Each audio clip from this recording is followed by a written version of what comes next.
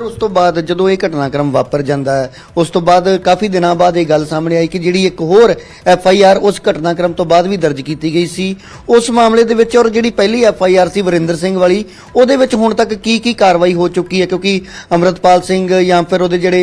बहुत करीबी साथी सी उन्हां बारे तो सारे लोग जानते हैं पर किन्नियां हुण तक कुल गिरफ्तारियां हुई क्योंकि गिरफ्तारियां नूं लैके भी सवाल खड़े होए कि नजायज़ गिरफ्तार किए जा रहे हैं नौजवान कि जिहड़े उस वेले जदों CCTV फुटेज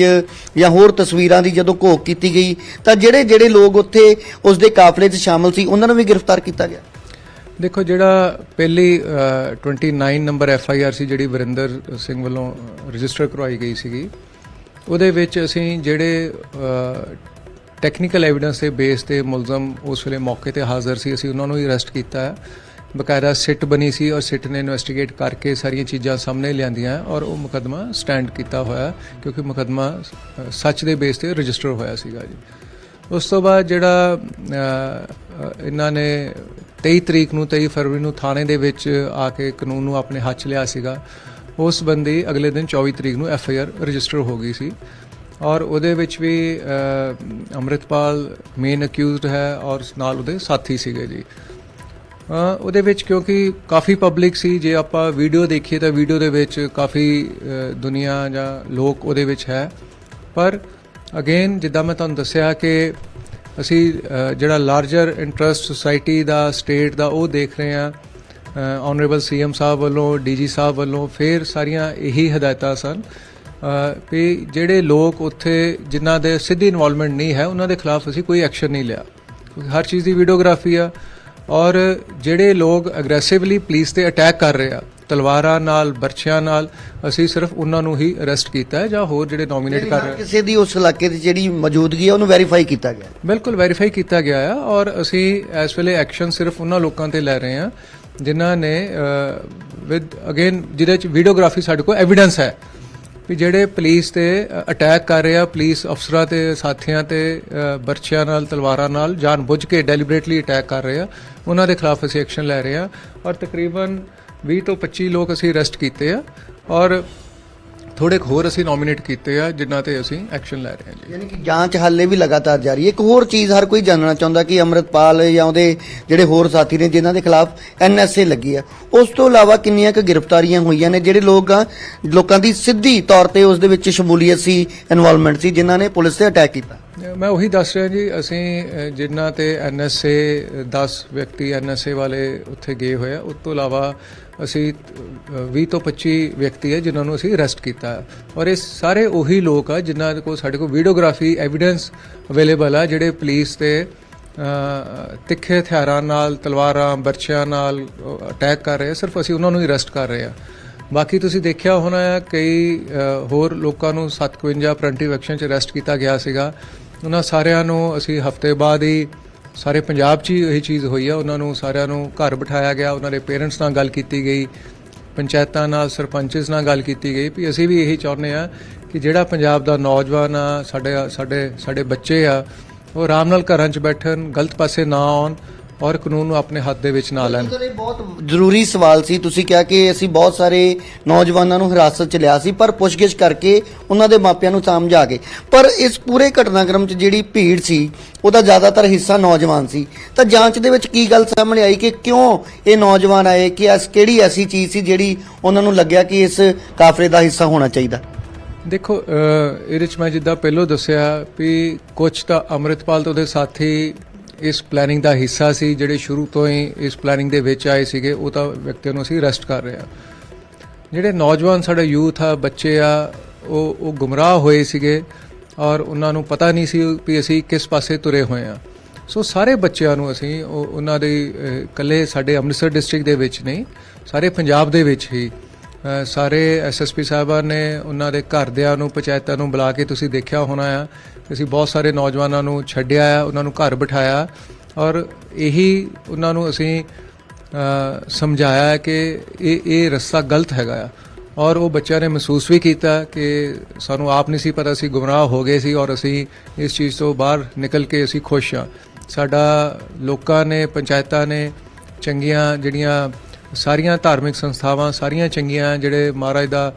ਇਹਨਾਂ ਨੂੰ ਅੰਮ੍ਰਿਤ ਛਕਾਉਂਦੇ ਆ ਔਰ ਉਹ ਵੀ ਕਾਫੀ ਇਨਵੋਲਵ ਹੋ ਕੇ ਉਹਨਾਂ ਨੇ ਵੀ ਸਾਡਾ ਸਾਥ ਦਿੱਤਾ ਔਰ ਸਾਰਿਆਂ ਨੇ ਬੱਚਿਆਂ ਨੂੰ ਘਰ ਬਿਠਾਇਆ ਜੀ। ਜਿਸ ਤਰ੍ਹਾਂ ਤੁਸੀਂ ਜ਼ਿਕਰ ਕਰ ਰਹੇ ਹੋ ਬਾਰ-ਬਾਰ ਕਿ ਤਲਵਾਰਾਂ ਬਰਸ਼ੀਆਂ ਦੇ ਨਾਲ ਹਮਲਾ ਕੀਤਾ ਗਿਆ, ਉਸ ਤੋਂ ਇਲਾਵਾ ਇਹ ਵੀ ਗੱਲ ਸਾਹਮਣੇ ਆਈ ਹੈ ਕਿ ਇਹਨਾਂ ਦੇ ਕੋਲ ਵੈਪਨ ਵੀ ਬਹੁਤ ਸਾਰੇ ਸੀ, ਚਾਹੇ ਉਹ ਲੀਗਲ ਸੀ ਜਾਂ ਇਲੀਗਲ ਸੀ, ਉਹ ਤਾਂ ਜਾਂਚ ਦੇ ਵਿੱਚ ਤੁਹਾਡੇ ਕੋਲੋਂ ਸਪਸ਼ਟ ਹੋਏਗਾ। ਕਿੰਨੇ ਕੁ ਵੈਪਨ ਹੁਣ ਤੱਕ ਇਹਨਾਂ ਕੋਲੋਂ ਰਿਕਵਰ ਹੋ ਚੁੱਕੇ ਹੈ?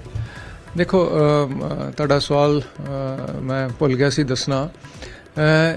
ਇਹਨਾਂ ਕੋਲ 7 ਦੇ ਕਰੀਬ double barrel 12 bore double barrel gun ਜਿਹੜੀ ਉਹ ਬਰਾਮਦ ਹੋਈਆਂ ਆ ਔਰ ਉਹ 7 ਦੇ 7 ਹੀ ਜਿਹੜੀਆਂ ਇਹ ਕੈਰੀ ਕਰ ਰਹੇ ਸੀ ਇਹ ਆਥੋਰਾਈਜ਼ਡ ਨਹੀਂ ਸੀਗੇ, ਇਹ ਟੋਟਲੀ ਇਲੀਗਲ ਉਹ ਵੈਪਨ ਸੀਗੇ। ਉਹ ਕਿਸੇ ਦੇ ਲਾਇਸੈਂਸੀ ਵੈਪਨ ਆ ਔਰ ਉੱਥੋਂ ਇਹ ਅੰਮ੍ਰਿਤਪਾਲ ਦੇ ਜਿਹੜੇ ਇਹ ਸਾਥੀ ਜਿਹੜੇ ਅਰੈਸਟ ਕੀਤੇ ਆ ਜ਼ਿਆਦਾਤਰ ਉਹੀ ਲੋਕਾਂ ਨੇ, ਉਹਨਾਂ ਤੋਂ ਚੁੱਕ ਕੇ ਲਿਆ ਕੇ ਇੱਥੇ ਇਹਦੇ ਕੋਲ ਜੱਲੂ ਖੜੇ ਅੰਮ੍ਰਿਤਪਾਲ ਦੇ ਉਹਦੇ ਪਿੰਡ ਦੇ ਵਿੱਚ ਆਪਦੇ ਉਹਨਾਂ ਨੇ ਉਹਦੇ 'ਚ ਰੱਖ ਲਏ ਔਰ ਜੇ ਉਹਨਾਂ ਨੇ ਮੰਗਣਾ ਤਾਂ ਉਹਨਾਂ ਨੂੰ ਡਰਾ ਦੇਣਾ ਵੀ ਜੇ ਤੁਸੀਂ ਹਥਿਆਰ ਮੰਗੇ ਸਾਡੇ ਕੋਲ ਤਾਂ ਅਸੀਂ ਫਿਰ ਤੁਹਾਡੇ ਖਿਲਾਫ ਨਜਿੱਠਾਂਗੇ ਜੀ। ਲਾਇਸੈਂਸ ਹੋਲਡਰ ਕਿਤੇ ਹੋਰ ਦਾ ਕਿਸੇ ਪਿੰਡ ਦਾ ਵੈਪਨ ਕੋਈ ਕੈਰੀ ਕਰ ਰਿਹਾ ਔਰ ਵੈਪਨ ਕਿਸੇ ਹੋਰ ਜਗ੍ਹਾ ਤੇ ਹੈ ਔਰ ਇਹਦੇ 'ਚ 315 ਬੋਰ ਵੀ 3 ਹੈਗੀਆਂ ਜਿਨ੍ਹਾਂ 'ਚੋਂ ਸਿਰਫ ਇੱਕ 315 ਬੋਰ ਤੇ ਇੱਕ ਰਿਵਾਲਵਰ ਆ ਜਿਹੜਾ ਲਾਇਸੈਂਸਡ ਹੈ, ਪਰ ਉਹ ਵੀ ਜਿਹੜਾ ਲਾਇਸੈਂਸੀ ਵੈਪਨ ਆ ਉਹਦੇ ਵਿੱਚ ਜਿਹੜੇ ਰਾਉਂਡਸ ਹੈਗੇ ਆ ਜੋ ਉਹਨਾਂ ਨੂੰ ਡਿਪਟੀ ਕਮਿਸ਼ਨਰ ਆਫਿਸ ਵੱਲੋਂ ਆਥੋਰਾਈਜ਼ਡ ਆ ਉਹਦੇ ਤੋਂ ਉਹਨਾਂ ਦੀ ਗਿਣਤੀ ਕਾਫੀ ਜ਼ਿਆਦਾ ਆ ਔਰ ਅਸੀਂ ਇਹ ਵੀ ਸਾਡੀ ਇਨਵੈਸਟੀਗੇਸ਼ਨ ਚੱਲ ਰਹੀ ਆ ਵੀ ਉਹ ਐਕਸਟਰਾ ਰਾਉਂਡਸ ਇਹਨਾਂ ਨੇ ਕਿੱਥੋਂ ਪ੍ਰੋਕਿਉਰ ਕੀਤੇ, ਕੀ ਚੱਲ ਰਿਹਾ, ਸਾਡੀ ਇਨਵੈਸਟੀਗੇਸ਼ਨ ਕਾਫੀ ਐਡਵਾਂਸ ਸਟੇਜ ਤੇ ਉਸ ਬੰਚ ਵੀ ਜੀ। ਸੋ ਟੋਟਲੀ ਇਲੀਗਲ ਵੈਪਨ ਸੀਗੇ ਔਰ ਜਿਹੜੇ ਬੰਦੇ ਇਹਨਾਂ ਵੈਪਨ ਨੂੰ ਕੈਰੀ ਕਰ ਰਹੇ ਆ ਔਰ ਉਹਨਾਂ ਨੂੰ ਖੁਦ ਨਹੀਂ ਪਤਾ ਕਿ ਵੈਪਨ ਚੱਲਦੇ ਕਿੱਥੋਂ ਆ, ਕੋਈ ਉਹਨਾਂ ਨੂੰ ਟ੍ਰੇਨਿੰਗ ਨਹੀਂ ਹੈ ਕਿਸੇ ਆਥੋਰਾਈਜ਼ਡ ਬੰਦੇ ਤੋਂ। ਜਿਹੜੀਆਂ ਤੁਸੀਂ ਪਹਿਲਾਂ ਵੀਡੀਓਜ਼ ਦੇਖਿਆ ਹੋਣੀਆਂ ਜਿਹੜੀ ਪਿੰਡ ਦੇ ਨਾਲ ਹੀ ਛੋਟੀ ਜੀ ਨਹਿਰ ਆ ਉੱਥੇ ਹੀ ਬਣਾ ਕੇ ਇਹਨਾਂ ਨੇ ਮਿੱਟੀ ਦਾ ਇੱਕ ਰੇਂਜ ਹੀ ਬਣਾ ਕੇ ਉੱਥੇ ਹੀ ਗੋਲੀਆਂ ਚਲਾ ਕੇ ਤਾਂ ਆਪ ਹੀ ਉਸਤਾਦ ਬਣ ਜਾਣਾ, ਆਪ ਹੀ ਇਹ ਸਾਰੀਆਂ ਚੀਜ਼ਾਂ ਸ਼ੁਰੂ ਕਰਨੀਆਂ। ਸੋ ਉਹ ਟੋਟਲੀ ਇਹਨਾਂ ਦਾ ਇਲੀਗਲ ਸੀਗਾ ਜੀ। ਫਿਰ ਉਹਨੂੰ ਇਹਨਾਂ ਨੇ ਫੋਰਸ ਨੂੰ ਨਾਂ ਦੇ ਤਾਂ AKF ਜੈਕਟਸ ਬਣਾ ਲੀਆਂ ਆਪਣੀਆਂ ਤੇ ਇਹ ਇਲੀਗਲ ਐਕਟੀਵਿਟੀਜ਼ ਟੋਟਲੀ ਹੈ। ਜਿਹੜੇ ਨੌਜਵਾਨ ਤੁਸੀਂ ਕਿਹਾ ਜਿਨ੍ਹਾਂ ਨੂੰ ਸਮਝਾਇਆ ਉਹਨਾਂ ਨੇ ਕਿਤੇ ਜ਼ਿਕਰ ਕੀਤਾ ਕਿ AKF ਦੇ ਨਾਲ ਸਾਨੂੰ ਜੁੜਨ ਦੇ ਲਈ ਪ੍ਰੇਰਿਤ ਕੀਤਾ ਜਾ ਰਿਹਾ ਸੀ ਜਾਂ ਅੱਗੇ ਕੀ ਇਹਨਾਂ ਦੀ ਫਰਦਰ ਪਲੈਨਿੰਗ ਸੀ? ਨਹੀਂ, ਜਿਹੜੇ ਉਸ ਲੈਵਲ ਦੇ ਹੈ ਬੰਦੇ ਜਿਹੜੇ AKF ਦੇ ਨਾਲ ਜੁੜੇ ਹੋਏ ਸੀ ਜਾਂ ਜਿਹੜੇ ਸੀ ਉਹ ਬੜਾ ਇਹਨਾਂ ਦੇ ਕਲੋਜ਼ ਪ੍ਰੋਕਸੀਮਿਟੀ ਵਾਲੇ ਸੀ ਜਿਹੜਿਆਂ ਨੂੰ ਅਸੀਂ ਅਰੈਸਟ ਕਰ ਰਹੇ ਹਾਂ, ਜਿਹੜੇ ਕਿ ਜਿਨ੍ਹਾਂ ਨੇ ਅਟੈਕ ਵੀ ਕੀਤਾ ਸਾਡੇ ਪੁਲਿਸ ਅਫਸਰਾਂ ਤੇ ਸਾਡੇ ਸਾਥੀਆਂ ਤੇ। ਉਹਨਾਂ ਨੂੰ ਤਾਂ ਟੋਟਲ ਅਸੀਂ ਅਰੈਸਟ ਕਰ ਰਹੇ ਹਾਂ। ਉਹਨਾਂ ਨੂੰ ਮੋਟੀਵੇਟ ਵੀ ਕਰਦੇ ਸੀ ਵੀ ਤੁਸੀਂ AKF ਨਾਲ ਜੁੜੋ। ਫਿਰ ਤੁਸੀਂ ਦੇਖੋ ਉਹਦੇ 'ਚ ਤੁਸੀਂ ਇਹਦੀਆਂ ਵੱਖ-ਵੱਖ ਅੰਮ੍ਰਿਤਪਾਲ ਦੇ ਜੇ ਤੁਸੀਂ ਵੀਡੀਓਜ਼ ਦੇਖੋਗੇ, ਇੱਕ ਦਿਨ ਉਹੀ ਰਾਈਫਲ ਕੋਈ ਹੋਰ ਚੁੱਕ ਕੇ ਖੜਾ ਆ, ਅਗਲੇ ਦਿਨ ਕੋਈ ਹੋਰ ਚੁੱਕ ਕੇ ਖੜਾ ਆ। ਸੋ ਉਹ ਸਾਰੇ ਹੀ ਬੰਦੇ ਇਹ ਟੋਟਲੀ ਇਲੀਗਲ ਤੌਰ ਤੇ ਸੀਗੇ। ਸੋ ਉਹ ਜਿਹੜੇ ਵਿਅਕਤੀ ਆ ਜਿਹੜੇ ਇਹਦੇ ਵੈਪਨਸ ਕੈਰੀ ਕਰਦੇ ਸੀ, ਜਿਹੜੇ ਇਹਦੇ AKF ਦਾ ਹਿੱਸਾ ਸੀ, ਉਹ ਮੈਜੋਰਿਟੀ ਉੱਥੇ ਅਜਨਾਲੇ 'ਚ ਵੀ ਅਗਰੈਸਿਵ ਸੀਗੇ ਜੀ। ਸੋ ਉਹਨਾਂ ਸਾਰਿਆਂ ਨੂੰ ਅਸੀਂ ਅਰੈਸਟ ਕਰ ਰਹੇ ਹਾਂ। ਜਿਸ ਤਰ੍ਹਾਂ ਤੁਸੀਂ ਕਿਹਾ ਕਿ ਕੁਝ ਵੈਪਨ ਜਿਹੜੇ ਕਿਸੇ ਹੋਰ ਦੇ ਨਾਮ ਤੇ ਸੀ ਪਰ ਵਰਤ ਕੋਈ ਹੋਰ ਰਿਹਾ ਸੀ, ਤਾਂ ਜਾਂਚ ਦੇ ਵਿੱਚ ਤਾਂ ਉਹਨਾਂ ਨੂੰ ਵੀ ਲਿਆਂਦਾ ਗਿਆ ਹੋਵੇਗਾ, ਉਹਨਾਂ ਲੋਕਾਂ ਨੂੰ ਵੀ ਕਿਤੇ ਨਾ ਕਿਤੇ ਮੁਸ਼ਕਲਾਂ ਦਾ ਸਾਹਮਣਾ ਕਰਨਾ ਪਿਆ ਹੋਵੇਗਾ ਪੁਲਿਸ ਦੀ ਜਾਂਚ। ਨਹੀਂ, ਅਸੀਂ ਬਿਲਕੁਲ ਜਾਂਚ ਉਹਨਾਂ ਨੂੰ ਲੈ ਕੇ ਆਏ, ਉਹਨਾਂ ਦੀ ਸਟੇਟਮੈਂਟਸ ਵੀ ਅਸੀਂ ਰਿਕਾਰਡ ਕੀਤੀਆਂ ਆ ਔਰ ਸਾਰਿਆਂ ਨੇ ਇਹ ਚੀਜ਼ ਦੱਸੀ ਆ ਕਿ ਕਿਸ ਤਰ੍ਹਾਂ ਉਹ ਜਿਹੜੇ ਇਹਦੇ ਵਿਅਕਤੀ ਸੀ ਅੰਮ੍ਰਿਤਪਾਲ ਦੇ ਸਾਥੀ ਸੀ, ਧੱਕੇ ਨਾਲ ਜ਼ਬਰਦਸਤੀ ਇਹਨਾਂ ਦੀਆਂ ਰਾਈਫਲਾਂ ਖੋ ਕੇ ਲੈ ਜਾਂਦੇ ਸੀ ਔਰ ਉੱਥੇ ਉਸ ਨੂੰ ਵਰਤਦੇ ਸੀ। ਫਿਰ ਅਗਲਾ ਸਵਾਲ ਸੀ ਵੀ ਤੁਸੀਂ ਇਸ ਬਾਰੇ ਸ਼ਿਕਾਇਤ ਕਿਉਂ ਨਹੀਂ ਕੀਤੀ, ਤਾਂ ਉਹਦੇ 'ਚ ਵੀ ਉਹਨਾਂ ਨੇ ਆਪਦੀ ਸਟੇਟਮੈਂਟਸ ਦਿੱਤੀਆਂ ਆ ਕਿ ਸਾਨੂੰ ਡਰਾਇਆ ਹੀ ਇੰਨੀ ਬੁਰੀ ਤਰ੍ਹਾਂ ਜਾ ਰਿਹਾ ਸੀਗਾ ਕਿ ਅਸੀਂ ਇਸ ਕਰਕੇ ਇਹਨਾਂ ਦੇ ਖਿਲਾਫ ਉਦੋਂ ਸਟੇਟਮੈਂਟਸ ਵੀ ਨਹੀਂ ਦਿੱਤੀਆਂ। ਸੋ ਸਾਰੇ ਅਸੀਂ ਕਲੀਅਰ ਕੀਤੀਆਂ ਹੋਈਆਂ। ਤਕਰੀਬਨ ਮੈਜੋਰਿਟੀ ਆਫ ਵੈਪਨਸ ਅਸੀਂ ਕਲੀਅਰ ਕਰ ਲਏ ਆ। ਥੋੜੇ 2-3 ਵੈਪਨਸ ਹੀ ਰਹਿ ਗਏ ਆ ਵੀ ਉਹ ਕਿਹਨਾਂ ਦੇ ਨਾਂ ਤੇ ਬੋਲਦੇ ਸੀ, ਉਹ ਵੀ ਅਸੀਂ ਕਲੀਅਰ ਕਰ ਰਹੇ ਹਾਂ ਜੀ। ਇੱਕ ਸਰ ਹੋਰ ਅਹਿਮ ਸਵਾਲ ਕਿ ਇਹਨਾਂ ਦੇ ਘਰਾਂ ਦੇ ਵਿੱਚ ਜਦੋਂ ਗ੍ਰਿਫਤਾਰੀਆਂ ਕੀਤੀਆਂ ਜਾਂਦੀਆਂ ਨੇ ਉਦੋਂ ਸਰਚ ਵੀ ਕੀਤੀ ਗਈ ਸੀ, ਹਾਲਾਂਕਿ ਕਿਸੇ ਦੇ ਘਰ ਤੋਂ ਕੋਈ ਇਸ ਤਰੀਕੇ ਦੀ ਸਮੱਗਰੀ ਬਰਾਮਦ ਨਹੀਂ ਹੋਈ। ਕੀ ਇਹਨਾਂ ਦੇ ਪਰਿਵਾਰਾਂ ਨੂੰ ਵੀ ਪੁੱਛਗਿੱਛ ਦੇ ਦਾਇਰੇ ਦੇ ਵਿੱਚ ਰੱਖਿਆ ਗਿਆ? ਅਸੀਂ ਸਰਚ ਅਸੀਂ ਸਾਰਿਆਂ ਦੀ ਕੀਤੀ ਸੀ। ਸਰਚ ਦੇ ਦੌਰਾਨ ਜੋ ਚੀਜ਼ਾਂ ਮਿਲੀਆਂ ਅਸੀਂ ਬਕਾਇਦਾ ਇਨ ਰਾਈਟਿੰਗ ਅਸੀਂ ਉਹਦੇ ਕਬਜ਼ੇ 'ਚ ਵੀ ਲੈ ਕੇ ਆਏ ਆ ਔਰ ਉਹ ਵੀ ਸਾਡੀ ਜਾਂਚ ਦਾ ਵਿਸ਼ਾ ਹੈ। ਪਰਿਵਾਰਾਂ ਨੂੰ ਅਗੇਨ ਮੈਂ ਫਿਰ ਇਹੀ ਦੱਸੂਗਾ ਵੀ ਆਨਰੇਬਲ CM ਸਾਹਿਬ ਤੇ DG ਸਾਹਿਬ ਦੀਆਂ ਬੜੀਆਂ ਕਲੀਅਰ ਇੰਸਟਰਕਸ਼ਨ ਸੀ ਵੀ ਲੇਡੀਜ਼ ਤੇ ਬੱਚਿਆਂ ਨੂੰ ਕਿਤੇ ਤੰਗ ਨਹੀਂ ਕੀਤਾ ਜਾਊਗਾ ਔਰ ਤੁਸੀਂ ਸਾਰੇ ਪੰਜਾਬ ਦੇ ਵਿੱਚ ਹੀ ਦੇਖੋ ਵੀ ਇਹਨੂੰ ਇੰਨਾ ਸਟ੍ਰਿਕਟਲੀ ਫੋਲੋ ਕੀਤਾ ਗਿਆ ਆ। ਕਿਸੇ ਵੀ ਜਗ੍ਹਾ ਤੇ ਮਾਤਾ ਭੈਣਾਂ ਨੂੰ ਬੱਚਿਆਂ ਨੂੰ ਕਿਸੇ ਵੀ ਪੁਲਿਸ ਨੇ ਉਹਨਾਂ ਨੂੰ ਪੁਲਿਸ ਸਟੇਸ਼ਨ ਦੇ ਵਿੱਚ ਨਹੀਂ ਬੁਲਾਇਆ ਜੇ ਸਾਨੂੰ ਲੋੜ ਪਈ ਅਸੀਂ ਖੁਦ ਜਾ ਕੇ ਉਹਨਾਂ ਦੇ ਘਰਾਂ 'ਚ ਜਾ ਕੇ ਹੀ ਪੰਚਾਇਤ ਦੇ ਸਾਹਮਣੇ ਮੋਹਤਬਾਰ ਵਿਅਕਤੀਆਂ ਦੇ ਸਾਹਮਣੇ ਹੀ ਅਸੀਂ ਉਹਨਾਂ ਦੀ ਸਟੇਟਮੈਂਟਸ ਰਿਕਾਰਡ ਕੀਤੀਆਂ ਆ। ਥੋੜ੍ਹੀਆਂ ਅਫਵਾਹਾਂ ਵੀ ਚੱਲੀਆਂ ਸੀ ਕਿ ਫਲਾਂ ਵਿਅਕਤੀ ਦੀ ਫੈਮਿਲੀ ਨੂੰ ਕੋਈ ਚੁੱਕ ਕੇ ਲੈ ਗਿਆ ਜਾਂ ਪੁਲਿਸ ਲੈ ਗਈ ਆ। ਅਸੀਂ ਉਹ ਨਿਊਜ਼ ਨੂੰ ਅਸੀਂ ਉਹਨਾਂ ਦਾ ਦੱਸਿਆ ਵੀ ਇਹ ਫੇਕ ਨਿਊਜ਼ ਹੈਗੀਆਂ, ਔਰ ਈਵਨ ਉਸ ਤੋਂ ਬਾਅਦ ਉਹ ਫੈਮਲੀਜ਼ ਨੇ ਵੀ ਦੱਸਿਆ ਵੀ ਹਾਂਜੀ ਇਹ ਫੇਕ ਨਿਊਜ਼ ਆ। ਸਾਨੂੰ ਪੁਲਿਸ ਨੇ ਬਹੁਤ ਚੰਗੇ ਤਰੀਕੇ ਨਾਲ ਸਾਨੂੰ ਡੀਲ ਕੀਤਾ ਆ, ਔਰ ਕਿਸੇ ਵੀ ਕੱਲਾ ਮੈਂ ਅੰਮ੍ਰਿਤਸਰ ਡਿਸਟ੍ਰਿਕਟ ਦੀ ਗੱਲ ਨਹੀਂ ਕਰੂੰਗਾ, ਮੈਂ ਸਾਰੇ ਪੰਜਾਬ ਦੀ ਗੱਲ ਕਰ ਰਿਹਾ। ਸਾਰੇ ਪੰਜਾਬ ਦੇ ਵਿੱਚ ਹੀ ਸਾਰਿਆਂ ਵੱਲੋਂ ਇਸ ਚੀਜ਼ ਨੂੰ ਐਪਰੀਸ਼ੀਏਟ ਕੀਤਾ ਗਿਆ। ਬਿਨਾਂ ਗੋਲੀ ਚਲਾਏ ਗੋਲੀ ਚਲਾਉਣਾ ਬਹੁਤ ਸੌਖਾ ਆ, ਲਾਠੀ ਚਾਰਜ ਕਰਨਾ ਵੀ ਬਹੁਤ ਸੌਖਾ ਆ, ਪਰ ਇਹਨਾਂ ਚੀਜ਼ਾਂ ਨੂੰ ਤੁਸੀਂ ਫਿਰ ਕਿਸ ਦਿਸ਼ਾ ਵੱਲ ਚਲੇ ਜਾਂਦੀਆਂ ਆ, ਉਦੋਂ ਇਹ ਚੀਜ਼ ਜਿਹੜੀ ਰਿਐਕਸ਼ਨ ਆ ਉਹ ਬੜੀ ਮੁਸ਼ਕਲ ਸੰਭਲਦੇ ਆ, ਕਿਉਂਕਿ ਇਹ ਧਾਰਮਿਕ ਭਾਵਨਾਵਾਂ ਨਾਲ ਜੁੜਿਆ ਹੋਇਆ ਸੀਗਾ। ਗੁਰੂ ਗ੍ਰੰਥ ਸਾਹਿਬ ਮਹਾਰਾਜ ਦੀ ਸਵਾਰੀ ਨਾਲ ਸੀਗੀ। ਇਹ ਸਾਰੀਆਂ ਚੀਜ਼ਾਂ ਨੂੰ ਅਸੀਂ ਮੱਦੇਨਜ਼ਰ ਰੱਖ ਕੇ ਹੀ ਉਸ ਚੀਜ਼ ਨੂੰ ਲੈ ਕੇ ਚੱਲਦੇ ਸੀ।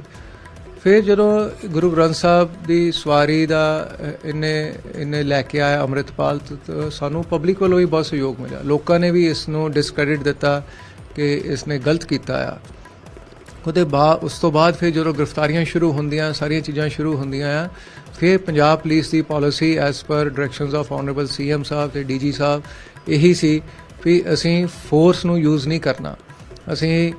ਲੋਕਾਂ ਨੂੰ ਸਮਝਾਉਣਾ ਆ, ਪੰਚਾਇਤਾਂ ਨੂੰ ਸਮਝਾਉਣਾ, ਅਸੀਂ ਜਿਹੜੇ ਧਾਰਮਿਕ ਸੰਸਥਾਵਾਂ ਉਹਨਾਂ ਨੂੰ ਨਾਲ ਲੈ ਕੇ ਚੱਲਣਾ ਆ ਤਾਂ ਕਿ ਇਹ ਮਾਹੌਲ ਸਾਰਾ ਠੀਕ ਰਹੇ। ਔਰ ਮੈਂ ਸਾਰੇ ਪੰਜਾਬ ਵਾਸੀਆਂ ਦਾ ਇਹਦੇ ਵਿੱਚ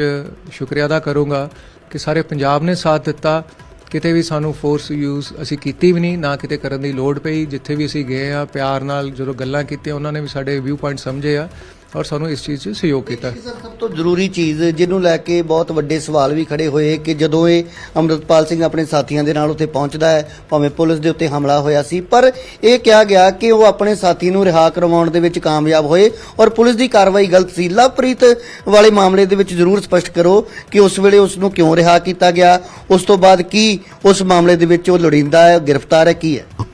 ਦੇਖੋ, ਲਵਪ੍ਰੀਤ ਦਾ ਜੋ ਉਸ ਵੇਲੇ ਐਵੀਡੈਂਸ ਸੀ, ਸਟੇਟਮੈਂਟ ਸੀ, ਉਸੇ ਬੇਸ ਤੇ ਅਸੀਂ ਉਹਨੂੰ ਰਿਹਾ ਕਰਾਇਆ ਸੀਗਾ ਜੀ। ਪਰ ਜਿਹੜਾ FIR ਸੀ, ਮੁਕੱਦਮਾ ਸੀ, ਉਹ ਬਿਲਕੁਲ ਸੱਚਾ ਪਾਇਆ ਗਿਆ। ਸਿੱਟ ਦੀ ਸਾਡੇ ਕੋਲ ਉਸ ਵਿੱਚ ਰਿਪੋਰਟ ਹੈਗੀ ਆ ਜੀ। ਸੈਕੰਡਲੀ, ਮੈਂ ਫਿਰ ਬਾਰ-ਬਾਰ ਤੁਹਾਨੂੰ ਇਹੀ ਇੱਕ ਚੀਜ਼ ਮੈਂ ਦੁਹਰਾਉਂਗਾ ਕਿ ਪੁਲਿਸ ਨੇ ਲਾਰਜਰ ਇੰਟਰਸਟ ਦੇਖਣਾ ਆ ਵੀ ਇਹਦੇ ਵਿੱਚ ਛੋਟੀ ਚੀਜ਼ਾਂ 'ਚ ਪੈਣ ਨਾਲੋਂ ਵੀ ਉਸ ਵੇਲੇ ਮਾਹੌਲ ਕਿਸ ਤਰੀਕੇ ਦਾ ਆ, ਕਿ ਸਾਡੇ ਇਸ ਰਿਐਕਸ਼ਨ ਨਾਲ ਚੀਜ਼ਾਂ ਕਿਸ ਡਾਇਰੈਕਸ਼ਨ 'ਚ ਜਾ ਸਕਦੀਆਂ ਆ। ਸੋ ਮੋਟਾ ਜਿਹਾ ਜੇ ਆਪਾਂ ਇਸ ਚੀਜ਼ ਨੂੰ ਸਾਰੇ ਘਟਨਾ ਚੱਕਰ ਨੂੰ 23 ਤਰੀਕ ਤੋਂ ਲੈ ਕੇ ਹੁਣ ਤੱਕ ਦੇਖੀਏ, ਜਿਹੜੀਆਂ ਦੋ ਚੀਜ਼ਾਂ ਉਹ ਚਾਹੁੰਦੇ ਸੀ, ਉਹਦੇ 'ਚ ਪਰਮਾਤਮਾ ਨੇ ਉਹਦੀ ਕਿਰਪਾ ਨਾਲ ਅਸੀਂ ਉਹਨਾਂ ਚੀਜ਼ਾਂ 'ਚੋਂ ਬਚ ਗਏ। ਗੁਰੂ ਮਹਾਰਾਜ ਦਾ ਸਤਿਕਾਰ ਪੂਰੀ ਤਰ੍ਹਾਂ ਰਿਹਾ, ਕਿਸੇ ਦੀ ਕੋਈ ਜਾਨੀ ਨੁਕਸਾਨ ਨਹੀਂ ਹੋਇਆ। ਔਰ ਤੀਸਰਾ, ਜੋ ਇਹਨਾਂ ਨੇ ਕੀਤਾ, ਕਾਨੂੰਨ ਨੂੰ ਹੱਥ 'ਚ ਲਿਆ, ਉਹ ਇਹਨਾਂ ਨੂੰ ਸਜ਼ਾ ਮਿਲ ਗਈ ਜੀ। ਆਖਰੀ ਸਵਾਲ, ਇੱਕ ਤੁਸੀਂ ਬੜਾ ਅਹਿਮ ਮੁੱਦੇ ਤੇ ਗੱਲ ਕੀਤੀ ਕਿ CM ਸਾਹਿਬ ਦੇ ਆਦੇਸ਼ ਸੀ ਕਿ ਕਿਸੇ ਵੀ ਔਰਤ ਮਹਿਲਾ ਨੂੰ ਤੰਗ ਨਹੀਂ ਕਰਨਾ, ਪਰੇਸ਼ਾਨ ਨਹੀਂ ਕਰਨਾ, ਪਰ ਸੋਸ਼ਲ ਮੀਡੀਆ ਤੇ ਜਦੋਂ 에ਅਰਪੋਰਟ ਤੇ ਅੰਮ੍ਰਿਤਪਾਲ ਸਿੰਘ ਦੀ ਵਾਈਫ ਜਾਂਦੀ ਹੈ ਤਾਂ ਉਹਨੂੰ ਲੈ ਕੇ ਬਹੁਤ ਕੁਝ ਪ੍ਰਚਾਰ ਕੀਤਾ ਜਾ ਰਿਹਾ ਕਿ ਜਾਣਬੁੱਝ ਕੇ ਤੰਗ ਕੀਤਾ ਗਿਆ, ਕਿਉਂਕਿ ਉਹਦਾ ਤੇ ਕਿਸੇ FIR ਦੇ ਵਿੱਚ ਨਾਮ ਵੀ ਨਹੀਂ ਆ। ਉਹ ਜ਼ਰੂਰ ਥੋੜਾ ਜਿਹਾ ਸਪਸ਼ਟ ਕਰੋ ਕਿ ਕਿਉਂ ਰੋਕਿਆ ਗਿਆ? ਅੰਮ੍ਰਿਤਪਾਲ ਦੀ ਵਾਈਫ ਦਾ ਅਸੀਂ ਕਿਸੇ ਵੀ FIR 'ਚ ਸਾਨੂੰ ਲੋੜੀਂਦੀ ਨਹੀਂ ਹੈ ਜੀ। ਅੰਮ੍ਰਿਤਪਾਲ ਦੀ ਵਾਈਫ ਨੂੰ ਸਿਰਫ ਕੁਐਸਚਨਿੰਗ ਲਈ ਰੋਕਿਆ ਗਿਆ ਸੀਗਾ, ਪਰ 에ਅਰਪੋਰਟ ਤੇ ਜਿੰਨਾ ਵੀ ਟਾਈਮ ਲੱਗਾ ਆ, ਸਿਰਫ ਕਿਉਂਕਿ ਉਹਦੇ ਵਿੱਚ ਜਿੰਨਾ ਕੁ